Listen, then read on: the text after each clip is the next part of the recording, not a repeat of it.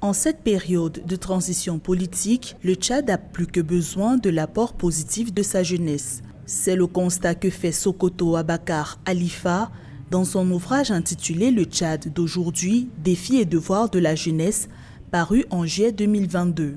L'écrivain estime que le pays n'atteindra son objectif de développement qu'avec la contribution d'une jeunesse patriote, solidaire et éduquée selon les valeurs morales. Il faut que nos parents doivent transmettre à leurs enfants les valeurs moraux, intellectuelles et religieuses. Aujourd'hui, la plupart de nos enfants sont en train de vouloir grandir selon les lois dictées dans la rue. Du matin au soir, ils se trouvent dans la rue, alors que le prophète même nous a dit quelque part, l'être humain a naturellement des organes. Il a un corps et une âme.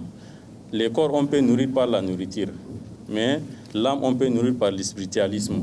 Dans son ouvrage, l'écrivain Sokoto Abakar Halifa dénonce aussi le fait que les jeunes sont permanemment tentés par les gains faciles et l'achat de conscience en politique pendant cette période décisive de reconstruction nationale. Une situation qui, selon lui, fait la promotion des intérêts personnels au détriment de l'intérêt général. Il recommande aux jeunes de s'armer de l'éducation et de la lecture pour combattre l'ignorance en milieu politique et social.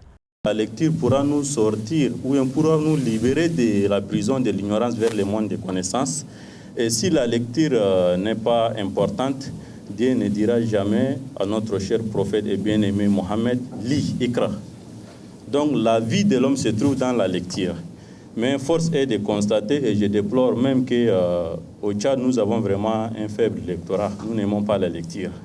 L'ouvrage « Le Tchad d'aujourd'hui, défis et devoirs de la jeunesse » est une interpellation pour une participation effective des jeunes au processus démocratique et au développement socio-économique du Tchad en cette période d'incertitude.